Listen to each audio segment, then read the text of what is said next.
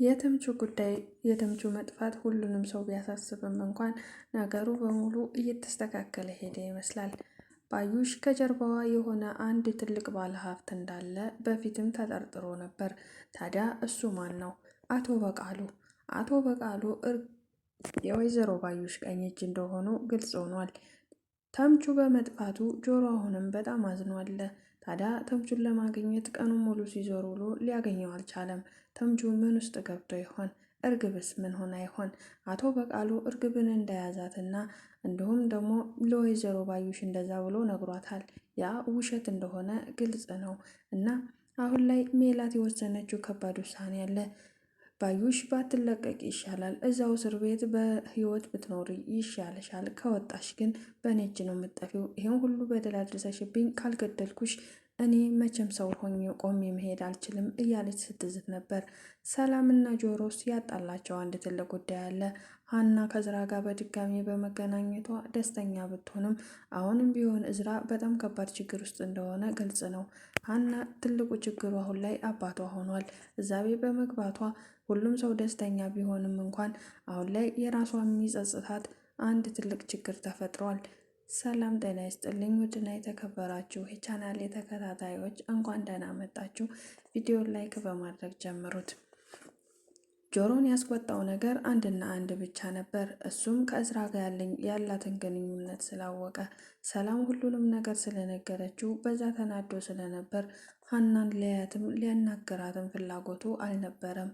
አዎ ቤተሰቦቿን ስታገኝ እኛን ረስተሽናል፣ እኔን ታይኝ፣ ግን እኛ ምስኪን አባትሽ ሳይወልዱሽ ያን ሁሉ ነገር ሆነው አሳድገውሽ ዛሬ ግን አንቺ የተሻለ ነገር ስታገኝ ሁሉንም ነገር ትተሽ ወደ ቤተሰቦችሽ አብድልተሻል ነበር ያላት። ይህ ነገር ስላስቀየማትና ራስ ወዳድ መሆኗን ስላሳወቃት በጣም ከፍቷት ነበር። አዎ ጆሮ ትክክል ነው፣ እኔ በጣም ራስ ወዳድ ነኝ። ተምቹና ጆሮ ባያግዙኝና እነሱ ከጎኔ ባይሆኑ ዛሬ ያለሁበት ቦታ ላይ አልደርስም ነበር። በዛን ጊዜ አባቴ ታሞ ሆስፒታል ባለ ጊዜ እኔ የሚይዘው የምጨብጠው አጥቼ ለሰው ቤት ሰራተኛ ሆኜ በዛ ሰዓት አባቴን የሚያስታምምልኝ ባጣው ሰዓት በዛን ብቸኛ በሆንኩበት ሰዓት ከጎኔ ነበሩ። ታዲያ ዛሬ እኔ ከነሱ ጋር ያለሁ ያም አልበቃ ብሎኝ አባቴንም ትቼዋለሁ እያለች ሀና ራሷን መውቀሷን አላቆመችም። በጣምም አልቅሳ ነበረ። ታዲያ ጆሮና ተምቹም በዛን ሰዓት በእውነቱ እሷ ከጎኗ ሆነዋል። በተለይ ደግሞ ጆሮ ስለሚወዳት ስለሚያፈቅራት ፍቅሩን ደብቆ ከሀና ጎን ለመሆን ወስኖ ነበረ። ፍቅሬን ከነገርኳት ካረቀኛለች ወይም ደግሞ ቤተሰባዊነቱን አጣለው በሚል ዛሬ ነገ በሚል እስካሁን ደርሷል። ዛሬም ግን እሱ ያሰበው ሳይሆን እሷ ባሰበችው መንገድ እየተጓዘች ነው። ሀና ብዙ ግፍና በደል ቢደርስባትም ጠንካራ ልጅ እንደመሆኗ መጠን ግን ደግሞ ተምቹንና ጆሮን እንዳስቀየመቻቸው ታውቃለች። ታዲያ በዚህ ራሷን እየወቀሰች ትገኛለች። በዛን ሰዓት ነበር ማታ መተኛት አልቻለችም፣ እያለቀሰችም ነበር። ወይዘሮ ሜላት ወደ ክፍሏ ስትሄድ ሀና ጥሩ ሙድ ላይ ባለመሆኗና እንዳለቀሰች ስታይ ልጄ ምን ሆነች ነው ብላ መጠየቁ አልቀረም ነበር። ታዲያ ሀናም ምንም አልሆንኩም እማዬ፣ እኔም ላናግርሽ ነበረ፣ ግን በጣም እኔ ራስ ወዳድ ነኝ በማለት ነበር የመለሰችላት። ሀንዬ ምንድን ነው ብላ ስትጠይቃት አባቴንም እስከ ዛሬ ከጎን የሆነው ሳይለዩ አባቴን አሳክመው ያዳኑልኝን ልጆች ከድቼ በእናንተ ነገር እዚሁ ቀርቻለሁኝ። ዛሬ እናንተ ቤተሰቦች ስለሆናችሁና እዚህ ደስተኛ ስለሆንኩ ብቻ እነሱን መርሳት የለብኝም ነበር። ይህ ነገር እየጸጸተኝና ራስ ወዳድ እየሆንኩኝ እንደሆነ ተሰምቶኛል። ዛሬ ጆሮን አግኝቸው ነበር አሲር።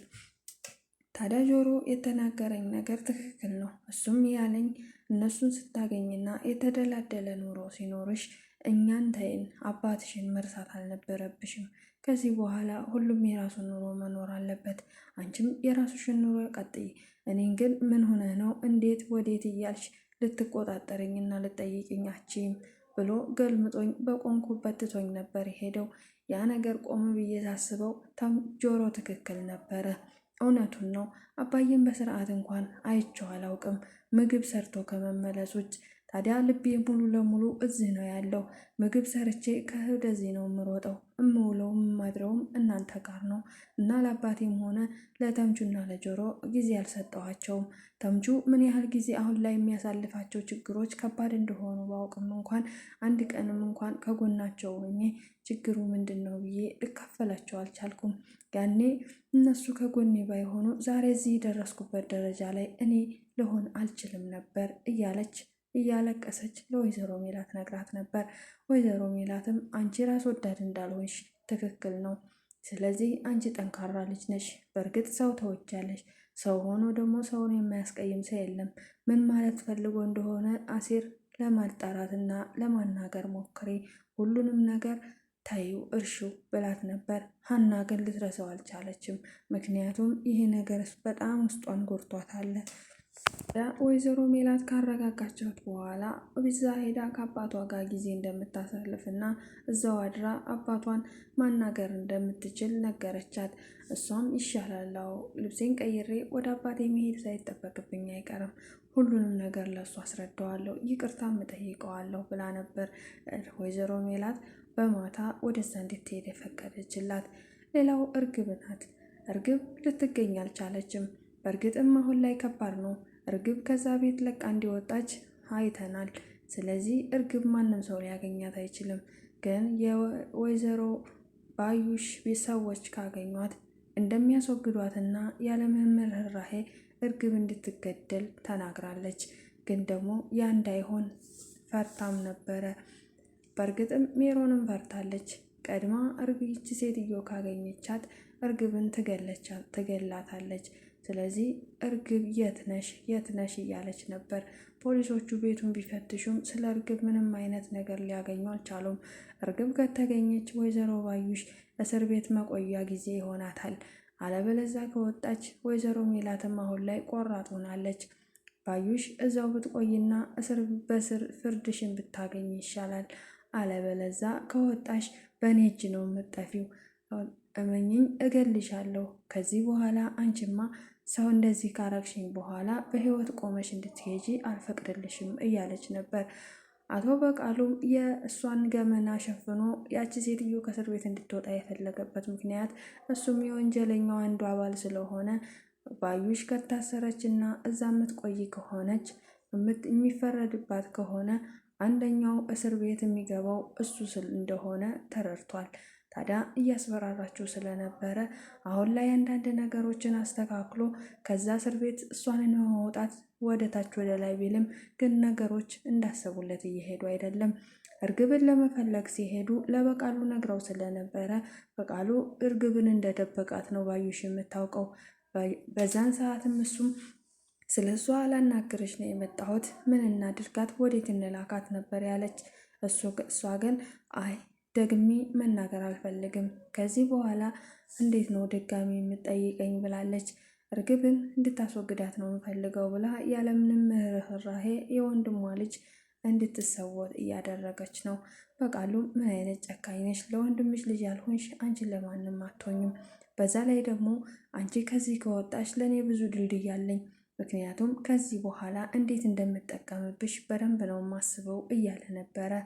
ሁሉም ለራሱ እንጂ የሚያስበው አሁን ላይ ስለ ሰው ማንም ምንም እያሰቡ አይደለም። ፖሊሶቹም ባላቸው አቅም እየተመረመሩ ነው። እሷ እንዳትወጣና እስር እንዲፈረድባት ቢጥሩም ነገሮች እንዳሰቡት እየሄዱ አይደለም። ወይዘሮ ሜላትም የማስረጃ ማምጣትና እያንዳንዱ የሰው ማስረጃም ሆነ የቪዲዮም ሆነ የፎቶም ልታገኝ አልቻለችም። ታዲያ በዛሬው ዕለት ወደ ወይዘሮ ሜላትን ቤት ማቅናታቸው አልቀረም። እዛም ከሄዱ በኋላ ሜላትን አንዳንድ ነገር ጠይቀዋት ነበር። ባዩሽ ምንም አይነት ማስረጃ አላገኘንባትም፣ ስለዚህ ወደ ፍርድ ቤት የማትሄድ ከሆነ ለጥያቄ የማትቀርብ ከሆነ መለቀቅ አለባት የሚል ነበር የነገሯት። እሷም በዛ ተናዳ ነበር። የምን ማስረጃ ነው የምትሉት? አንደኛ እኔን ልትገል ሙከራ አድርጋለች፣ ሁለተኛ እናቴንም ልታስመርዝ ሙከራ አድርጋለች፣ ሶስተኛ ልጅን በመንገድ ላይ ልታስገድል ነበር። ይህ እንዴት ነው መረጃ መሆን የከበዳችሁ ብላ ነበር። ፖሊሶቹም ይህ መረጃ ሊሆን አይችልም፣ የዓይን እማኝ ወይም ደግሞ ሌላ መረጃ ከሌለ በፍጹም ይሄ ነገር እሷን ወንጀለኛ ሊያስብላት አይችልም ነበር መልሳቸው። ሜላትም በዚህ ነገር ስሜታዊ ሆና ነበር። እነሱን ለማስረዳት ሞከረች። አሁን ላይ አንዳንድ መረጃዎችን መፈለግና ማውጣት አለብን። እስከዛ ግን ባዩሽ እዛ እንድትቆይ እናደርጋለን። አለበለዛ ግን ማስረጃ ካላገኘን ምንም ነገር ማድረግ ስለማንችል ባዩሽ በነፃ ትወጣለች ብለው ነበር የነገሯት። ታዲያ ምንድን ነው እናንተ ከየት ነው መረጃ የምታመጡት ብለው ጠይቃ ነበረ። ትልቁ መረጃ እርግብ እንደሆነችም ነግራቸዋለች። ፖሊሷም እንደዛ ብላ ለሜላት ስትነግራት እርግብ ታዲያ ከየት ነው የምትገኘው? እንዴት ነው ማግኘት የምንችለው ብላም ጠይቃ ነበር። አንቺ ካገሽንና እርግብን የት እንዳለች ከነገርሽን ምናልባት አንቺ የምታውቂያቸው ሰዎች እርግብን የሚያውቋት ከሆነ ወይም የምትሄድበት ዘመድ ካላት አፈላልገሽ እርግብን ካመጣሻት እርግብ ሁሉንም ነገር ስለምትናገር ባዩሽ የእስር ይፈረድባታል የሚል ነበረ። ወይዘሮ ሜላትም ይሄን ነገር ቢከብዳትም ግን ባዩሽ መፈታቷ ምንም አላስደሰታትም። ሰላምም በጣም ተናዳባት ስለነበረ እማዬ ምን ሆነሻለ? ዛሬ ደግሞ በጊዜ መኝታ ቤት ገብተሽ ብላ ልጠይቃት ፈልጋለች። ወይዘሮ ሜላትም ባዩሽ እኮ ልትፈታ ነው ስትላት ሰላም ራሱ በጣም ነበር የደነገጠችው። ምን እያደረጉ ነው? ይህ ሁሉ መረጃ እያለ እንዴት ነው ሊፈቷት ያሰቡት ብላለች። እሷም ምንም መረጃ የለም፣ ይሄ ነገር እኛንን እንጂ የምናውቀው እዛ ማስረጃ ወይም መረጃ የቀረበ ነገር የለም። ለዛ ነው ፖሊሶቹ እንደዚህ አሉኝ። ግን ደግሞ አሁን ላይ አንድ ነገር አስቤያለሁ ነበር ያለችው። እማዬ ምን አስበሽ ነው? ምንድን ነው ያሰብሽው ብላ ስትጠይቃት ወይዘሮ ባዩሽን ለመግደል እንዴትና እንዴት መሆን እንዳለበት ብላ ነበር የነገረቻት። ሰላምም ይሄ ነገር ቢያስደነግጣትም ግን ደግሞ ባዩሽ ያደረገችው ነገር እንደዚህ ያስብላል። ሜላት ይህን ካለች በኋላ ሰላም ትንሽ ቢያስደነግጣትም እማዬ አንቺ እኮ ይሄን ነገር ማድረግ አልችልም አይባልም፣ ታደርጊዋለሽ። እኛ አንቺ እስር ቤት እንድንገባ አንፈልግም ነበር ያለችው። ሌላው የእዝራና የሀና ነገር ነው። ሀና እዝራን በጣም ነው የምትወደው፣ ግን ደግሞ ሌላኛው አሴርንም አትጠላውም። አሴር ባለውለቷ ስለሆነ ለምን እስከ ዛሬ እንዲወደደኝ አልነገረኝም የሚለው ጥያቄ ቢፈጥርባትም ግን ደግሞ አሴርን በባለፈው የተናገራትና የራስሽን ኑሮ ኑሪ እኔን ተይኝ ያላት በዛ በፍቅሩ ምክንያት ነው። በጣም ስለሚወዳት እሱ እዝራን እንደምታፈቅረው ከሰላም ስለሰማ ያ ነገር ስላበሳጨው ነው። እዝራ በተደጋጋሚ እንደዛ ካደረጋት በኋላ ዛሬ ደግሞ መጥቶ እንድናወራና የራቅኩብሽን ምክንያት እንዳስረዳሽ ፈቀጅልኝ፣ ስለዚህ ከትምህርት ቤት ስንወጣ በደንብ ማውራት አለብን ብሏት ነበር። ይህ የሆነው በሰላም ምክንያት ነው። ሰላም እዝራን አናግረው ነበር። አንተ ምንድን ነው ሀሳብክ? ለምንድን ነው ለእንደዚህ የምትሆነው? ምን ሆነ ነው? ከሀና ጋር ያላችሁስ ግንኙነት ምንድን ነው ብላ ልታናግረው ሞክራ ነበር። ሀና የምትወደድ አይነት ልጅ ናት። ስለዚህ ከሀና ጋር መራቅ የፈለግኩት እኔ ባህሪዬን ስለማውቀውና ስስ ልብ ስላለኝ ነው። ሰው ቀርቦ መራቅ በጣም ይከብደኛል። ለዛም ነው። በዛ ላይ ደግሞ ሀና ጎበዝ ተማሪ ናት። እሷን አለመውደድ አይቻልም ብሎ ብዙ ምክንያቶች ነግሯት ነበር። እና ታዲያ ለምንድን ነው የፍቅር ጥያቄ የማታቀርብላትም ብለው ነበር። ግን ይህን ነገር እሱን አላሳመነውም። ባትቀበለኝ ደግሞ ከዚህ በላይ እንደምጎዳ አውቀዋለሁ። ለዛም ነው እንደዚህ ማላደርገው ብሏታል። ታዲያ ይህንን ካላት በኋላ አይ እውነታውን መጋፈጥ አለብኝ፣ ሀናን ማናገር አለብኝ ብሎ በራሱ ወስኖ ሀናን ሊያናግራት ፈልጓል። ግን አሁን ደግሞ ሀና ምን ይሰማት ይሆን? ምክንያቱም ሀና ሁሌ ያለችበት ሁኔታ ከባድ ነው። አባቷን እንዳስቀየመችው ነው የምታውቀው። እሱም ብቻ አይደለም በአባቷ ዙሪያ ያሉትን ልጆች በሙሉ እንዳስቀየመችና ራስ ወዳድ እንደሆነች እያሳስባት ነው። ያ ነገር እውነት እሷ እንደዚ አይነት ሰው ሆና ነው ወይስ ደግሞ እሷ የፈጠረችው ነው? እዝራ አሁንም ቢሆን ሀናን አይጠላትም፣ በጣም ይወዳታል። ታዲያ ከጽዮን ጋር ብዙ ጊዜ የሚጣላው በሀና ጉዳይ ነው። ሀናን አፈቅርሻለሁ ብሎ ቃል ማውጣት ከብዶታል። ምክንያቱም የሀና ምላሽ ስላስፈራው ነው። አሁንም ቢሆን ሀና ምላሿ ከባድ ሊሆን ይችላል። አሁንም ቢሆን ሀና ትምህርቴን እማራለሁ፣ እኔ በእንደዚህ አይነት ጉዳይ ላይ ማሰብም ሆነ መደራደር አልችልም፣ ስለዚህ እባክህ ከኔ ራቅ ማለቷ የማይቀር ነው። ግን ደግሞ በውስጧ ትወደዋለች ወይስ እልህ ነው ፍቅር? አሁን ላይ ከባድ ችግር ውስጥ ነው ያለችው። እዝራ ለምን እንደዛ ለኝ የሚለው እልህ የያዛት ትመስላለች። ግን ደግሞ ፍቅርም አለባት። እርግብ የምትሰራበት ሱቅ አሴርን ሊቀጥሩት አስበው ነበር። አሴር ግን የመለሰው ምላሽ ከባድ ነበር። ጓደኛዬን ወይም ደግሞ አብሮ አደግ ወንድሜን የስጋ ባይሆንም እንደ ወንድሜ የማየው ተምቹ ካልተገኘ አይደለም ስራ ምንም አልፈልግም ነበር ያለው። ለአባባ ኖላዊ እንደዛ ብሎ ሲነግራቸው ስራውን ጀምርና እሱንም በጎን እንፈልገዋለን፣ ስራው ያስፈልግሃል፣ ወደፊት ህይወትህ ደግሞ ስራ አስፈላጊ ነገር ነው፣ መቼም ወደፊት መውለድ ማግባት የሚባል ነገር አለ ብለው ሊመክሩት ነበረ። ፋዘር ከዚህ በኋላ እንደዚህ ካሉኝ እቀየመዎታለሁ፣ እኔ ተምቹ ሳይገኝ ምንም ነገር ማድረግ አልፈልግም፣ እባክሁን ከዚህ በኋላ እንደዚህ አይነት ነገር አትናገሩኝ ነበር መልሱ። ምክንያቱም የተምቹ መጥፋት እሱን በጣም አሳስቦታል። ተምቹ ለምን ጠፋ የሚለውም ጥያቄ ፈጥሮበታል እና ለምን የት እንደሄደ አይታወቅም። ተምቹ እርግብን ተከትሎ ወደ ባህር ዳር ሄዶ ይሆን እንዴ? ይህ ሁሉ ለማንም አልተናገረም። በእርግጥ እሷ ወደ ባህር ዳር ልትሄድ ስትዘጋጅ ነበር። ተምቹን ከኋላ ተከትሏት አናግሯት ነበረ። ታዲያ ከዚህ በኋላ እንዳትከተለኝ ብላ አስጠንቅቀዋለች።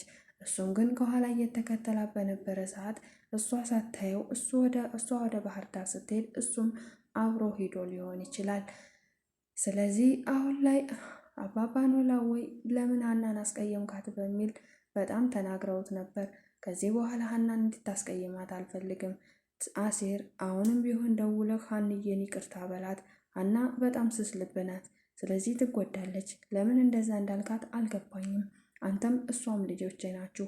በምንም ነገር እንድትጣሉና እንድትቀያየሙ አልፈልግም። እናም ይቅርታ እንድትላት እፈልጋለሁ ብለው አስጠንቅቀውታል። ጆም ይሄን ነገር እሺ ብሏል። ቪዲዮ በዚህ ነበር ያለቀው። መልካም ጊዜ